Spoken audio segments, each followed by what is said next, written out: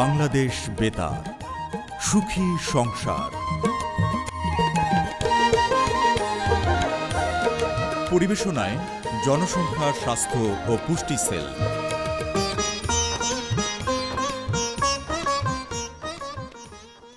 ঈদ মোবারক। কোরবানির মহান আদর্শ আর ত্যাগের মহিমায় মহিমান্বিত পবিত্র ঈদুল আজহা এসেছে আমাদের মাঝে। আজ পবিত্র ঈদুল আজহার দ্বিতীয় দিন। সকল ভেদাভেদ, হিংসা, বিদ্বেষ ভুলে গিয়ে পরস্পরের নিকটবর্তী করে তোলে ঈদুল আজহা। আপনাদের সবার আনন্দময় জীবনের প্রত্যাশায় শুরু করছি সুখী সংসার অনুষ্ঠান।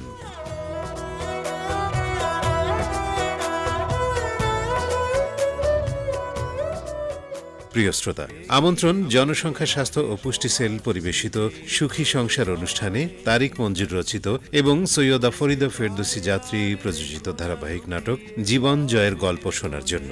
আজ শোনাব নাটকটির 14তম পর্ব।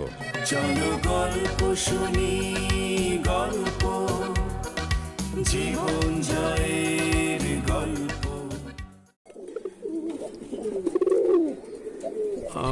আপনি তাহলে হাশেম আলী মাস্টারের স্ত্রী, তাই তো? জি, আমার নাম হানুফা, কিন্তু আমাকে তুমি করে বলেন। আমার বাবা ছিলেন আপনার মতো দেখতে। আপনাকে দেখেই আমার বাবার কথা মনে পড়ে গেল। তোমার বাবাকে চা খেতেন নাকি উঠানে বসে, চেয়ারে হালা দিয়ে? কেন কেন? এই যে আমাকে চা দিলে। হ্যাঁ, উনি চা খেতে খুব পছন্দ করতেন।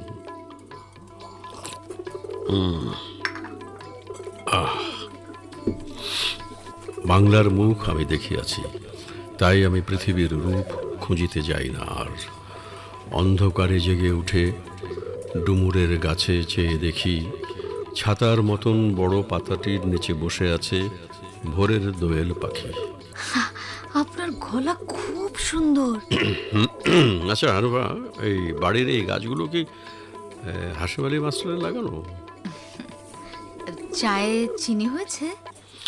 চিনি যথেষ্ট হয়েছে, কিন্তু আমি চায়ে চিনি খাই না। আমি তাহলে চা বানিয়ে নিয়ে আসি আবার। আপনার ডায়াবেটিস আগে বলবেন তো। আমার বাবারও ডায়াবেটিস ছিল, তবে কি করতো জানেন, উনি চায়ে ঠিকই চিনি খেতেন। আরে আমার ডায়াবেটিস নয়, আমার ব্যাপারটা হলো যে চায়ে চিনি দিলে চায়ের স্বাদটা ঠিক পাওয়া যায় না। কিন্তু দেখেন, আমরা কত বেশি চিনি খাই। নতুন বাচ্চা হলো তার মুখে চিনি দিই। আমাদের সময় নবজাতকের মুখে মধু দিত, কিন্তু এখন আমরা জানি নতুন বাচ্চার মুখে মধু, চিনি এসব দিতেই নেই। মায়ের শাল দুধই নবজাতকের প্রথম টিকা। চিনি ছাড়া আপনাকে আরেক কাপ চা বানিয়ে দিই? না না না, আরেক কাপ চা লাগবে না। গ্রামের মিষ্টি পরিবেশে আজ নয় একটু মিষ্টি চাই খাওয়া হলো। এই গাছগুলো ওনার লাগানো? হ্যাঁ, গাছ আছে বলেই তো এখানে এত পাখি। পৃথিবীতে গাছ কমে যাচ্ছে, তাই না? জি, কমে যাচ্ছে গাছ, কমে যাচ্ছে পাখি, কমে যাচ্ছে আবেগ, কমে যাচ্ছে প্রেম। ঠিক কথা বলেছেন। তোমার স্বামীর মতো আমারও গাছের প্রতি গভীর মায়া। তাই এই প্রতিবেদনটা তৈরি করার জন্য আমি নিজেই হাজির হয়ে গেলাম।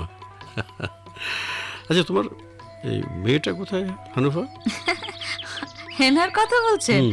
আছে হয়তো আশেপাশে কোথাও। ডাক দেব? না না না, ডাকতে হবে না। আমি বরং একটু যাই, একটু গ্রামটা ঘুরে দেখি। দেখেন, কিন্তু গ্রামগুলো আর গ্রামের মতো নেই। কয়েক বছর পর গ্রাম আর শহর আলাদা করতেই পারবেন না। আচ্ছা, আপনি যে বের হচ্ছেন, উনি আসলে কিছু বলবো? হ্যাঁ, বলবে আমি এসেছিলাম। ওনার আসতে দেরি হবে না, সময় হয়ে গেছে। মাস্টার সাহেব আসুন, এসে একটু বিশ্রাম করুন, তাতে কোনো সমস্যা নেই। আমি সময় নিয়ে এসেছি, এক ফাঁকে একটু কথা বলে নিলেই হবে। আমার বেশি সময় লাগবে না। কই রে হেনা, কই তুই? মেয়েটার যে কি হয়েছে, সারাদিন টই টই করে ঘুরে বেড়াবে।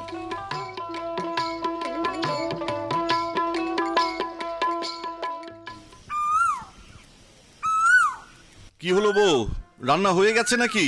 দেখতেই তো পাচ্ছেন। আসেন, এবার বাপ আর মেয়ে মিলে খেয়ে নেন। তুমিও খেয়ে নাও আমাদের সাথে। না না, আমি পরে খাই, যদি উনি হঠাৎ করে এসে পড়েন?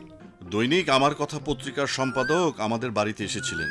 আমি তো ভাবতেই পারছি না। এই না, আমাকে আর ভাত দিও না তো, হেনাকে দাও। আস্তে, আরে আস্তে মা, আমি কি এত ভাত খাই নাকি? বাবা, উনি না 3 দিন আগে তোমাকে ফোন করেছিলেন, তার না এখন আসার কথা? হ্যাঁ, আসবেন বলেছিলেন, কিন্তু তখন তো আমার বিশ্বাসই হয়নি। এখনো বিশ্বাস হচ্ছে না। তখন মনে করেছিলাম আমাদের বাড়িতে হয়তো কোনো সাংবাদিক পাঠিয়ে দিবেন। পরে তো কেউই এলো না। কিন্তু মা, সম্পাদক স্যার কোথায় গেলেন? ঢাকায় চলে গেলেন নাকি? আমিও তো বুঝতে পারছি না। তিনি বললেন গ্রামটা একটু ঘুরে দেখি। আমি ভাবলাম 5-10 মিনিটের মধ্যে চলে আসবে, কিন্তু এত দেরি করবেন তা তো বুঝতে পারিনি। আমার মনে হয় কি সম্পাদক স্যার ঢাকায় চলে গেছেন। আমি তখন স্কুল থেকে ফিরছিলাম, একজন বলল আমার বাড়িতে পত্রিকা থেকে লোক এসেছে, কিন্তু এত বড় পত্রিকার এত বড় সম্পাদক সরাসরি আসবেন বুঝতে পারিনি। কেন এসেছিলেন কিছু বলেছেন? কেন আবার? তোমাকে তো তিনি ফোনে বলেছিলেন রাস্তার 2 ধারের গাছ নিয়ে রিপোর্ট করতে চান। কথা শুনে তো তাই মনে হলো। না না, আমি এসব প্রচার টোচার চাই না, এগুলো আমার একদম ভালো লাগে না বউ।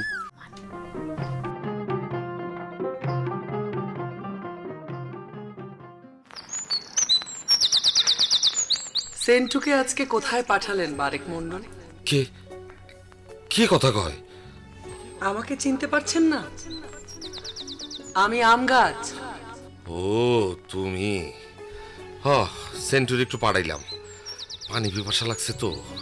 আমার আবার ব্যবসার সময় পানি পিপাসা পায় বেশি। একটা কথা বলি? কও কও। গাছ যদি এভাবে কাটতে থাকেন তবে পরিবেশের কি থাকবে? বুকাম গাছ। তুমি কও, গাছ বড় না মানুষ বড়? গাছ বড়। আরে লম্বায় বড় হইলি হয় না, আর মুখে বড় কইলেই বড় হওয়া যায় না। কবিতা পড়েছো না? আপনাকে বড় বলে বড় সে নয়, লোকে যারে বড় বলে বড় সেই হয়। আমরা আম গাছেরা কবিতা পড়ি না, আমাদের কবিতা ভালো লাগে না। আমাদের ভালো লাগে বিজ্ঞান আর স্বাস্থ্য। বিজ্ঞান আর স্বাস্থ্যের অনেক কিছু জানি আমরা। এই যেমন ধরুন, গাছ না থাকলে পরিবেশের বিপর্যয়। হ্যাঁ, কথা সত্য। গাছ না থাকলে আমারও বিপর্যয়। আমি গাছ কাটি, গাছ বেচি, এইটাই তো আমার ব্যবসা। তারপর ধরুন, রাস্তার ওই পাশে দেখুন একটা নিম গাছ। নিম গাছের উপকার কি জানেন? নিম গাছ মোটা হইতে সময় লাগে, নিম গাছের বিশেষ উপকার নাই। আছে আছে, নিম গাছের উপকার আছে। এর ছাল, পাতা, বীজ ঔষধ তৈরিতে কাজে লাগে। নিম গাছ থাকলে বাতাস বিশুদ্ধ হয়। মনে করুন আপনার গায়ে চর্মরোগ হয়েছে, নিম গাছের পাতা বেটে লাগালে চর্মরোগ নিরাময় হয়। এই, আমার চর্মরোগ হইব কেন? আরে কি কি বলি একটু শুনুন। না না না, আমার এইসব কথা শুনতে একদমই ভালো লাগতেছে না। আম গাছ, তুমি একটু থামো দি। আচ্ছা, আমি চুপ করলাম, আর চুপ তো করতেই হবে। আপনার হেল্পার সেন্টু চলে এসেছে।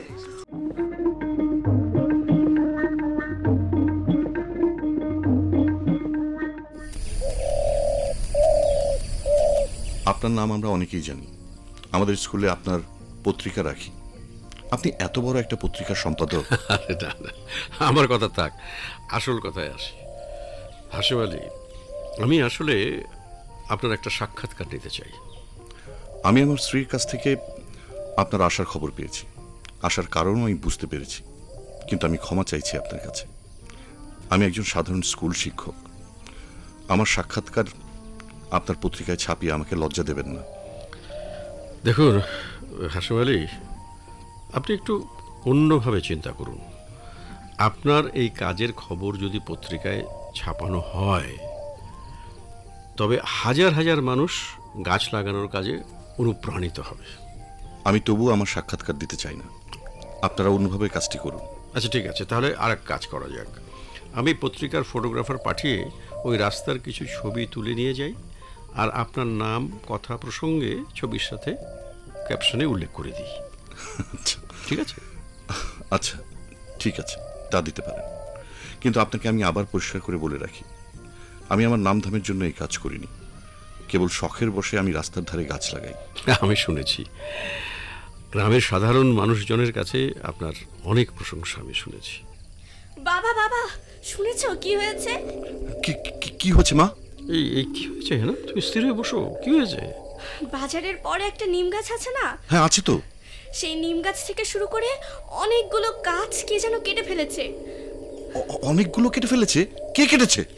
আমি জানি না, লোকজন বলা বলি করছে ওই লোকটা নাকি কয়েকদিন ধরে এই এলাকায় ঘোরাঘুরি করছিল, আর সবাইকে বলে বেড়াচ্ছিল তুমি নাকি বড় গাছগুলো বিক্রি করে দিয়েছো।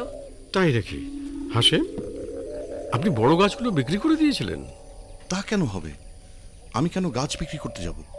গাছগুলো আমার নিজের হাতে লাগানো, ওগুলো আমার সন্তানের মতো। তাহলে কারা এই কাজ করলো? আমিও তো বুঝতে পারছি না। আচ্ছা, আপনি বসেন, আমি একটু বাজারের দিকে যাই। না না না, আমিও চলুন যাই। দরকার হলে থানা পুলিশ করতে হবে। দিন দুপুরে গাছ কেটে নিয়ে যাবে, এটা কেমন কথা? আমারও তো বিশ্বাস হচ্ছে না, কে করতে পারে এমন কাজ? বাবা, ওই দিন যে লোকটা এসেছিলেন তিনি কাটেননি তো আবার? কে এসেছিলেন ওই দিন? তাকে তো আমিও চিনি না, তবে তিনি নিজেকে কাঠ ব্যবসায়ী বলে পরিচয় দিচ্ছিলেন। আসলেই কাঠ ব্যবসায়ী? হতেও পারে, আবার নাও হতে পারে। না জেনে কাউকে অপরাধী বলি কিভাবে?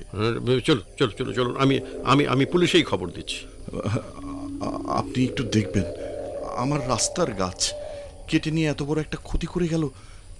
একটা নিউজ করবেন, নইলে আরো গাছ কাটতে পারে। না না না, ঠিক আছে ঠিক আছে, অবশ্যই নিউজ করা হবে। আমাদের স্থানীয় রিপোর্টার এসে নিউজ করবে, আমি সেই নিউজ সর্বোচ্চ গুরুত্ব দিয়ে পত্রিকায় ছাপবো। চলো। জি চলুন। প্রিয় শ্রোতা, এতক্ষণ শুনলেন তারিক মঞ্জুর রচিত এবং সৈয়দা ফরিদা ফেরদৌসী যাত্রী প্রযোজিত ধারাবাহিক নাটক জীবন জয়ের গল্প এর 14তম পর্ব।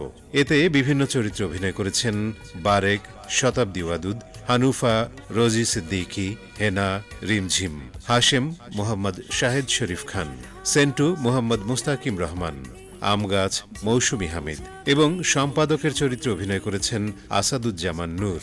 আমাদের আজকের 14তম পর্বের নাটকের কুইজ হচ্ছে মায়ের শাল দুধ নবজাতকের জন্য কি হিসেবে কাজ করে। নাটকের নাম এবং পর্ব উল্লেখ করে আমাদের কাছে লিখুন এই ঠিকানায়। ধারাবাহিক নাটক জীবন জয়ের গল্প পর্ব 14, প্রযত্নে পরিচালক জনসংখ্যা স্বাস্থ্য ও পুষ্টি সেল, বাংলাদেশ বেতার, শেরেবাংলা নগর, ঢাকা 1207। এছাড়াও কুইজের উত্তর ইমেলের মাধ্যমেও জানাতে পারেন। আমাদের ইমেল আইডি ask.betarph1207@gmail.com। এখন আপনাদের জানিয়ে দেব 12তম পর্বের কুইজের উত্তর। কুইজটি ছিল বাল্য বিয়ের কারণে অপ্রাপ্ত বয়সে মা হতে যেয়ে প্রতি কত মিনিটে একজন মা মারা যায়? উত্তর প্রতি 20 মিনিটে। এবার বিজয়ী 3 জন শ্রোতা হলেন সামাদ মিয়া, গ্রাম ও পোস্ট বাগাট, মধুখালী, জেলা ফরিদপুর; আয়েশা আক্তার নুরি, সভানেত্রী, মনের আলোয় পথ চলা বেতার শ্রোতা ক্লাব, গ্রাম ও পোস্ট আউশনারা, মোটের বাজার, থানা মধুপুর, জেলা টাঙ্গাইল; ড্যানিশ বৈরাগী, বৌদ্ধ মন্দির রোড, মহাজের পাড়া, কক্সবাজার। আজকের অনুষ্ঠানে গ্রন্থনা ও উপস্থাপনায় ছিলাম আমি মোহাম্মদ শাহিনুর রহমান, শব্দগ্রহণ ও সম্পাদনায় মোহাম্মদ কামরুল হাসান, আর অনুষ্ঠানটি প্রযোজনা করেছেন তোফাজ্জল হোসেন। সংসার অনুষ্ঠানটি শেষ হলো। পরিবেশনায় জনসংখ্যা স্বাস্থ্য ও পুষ্টি সেল।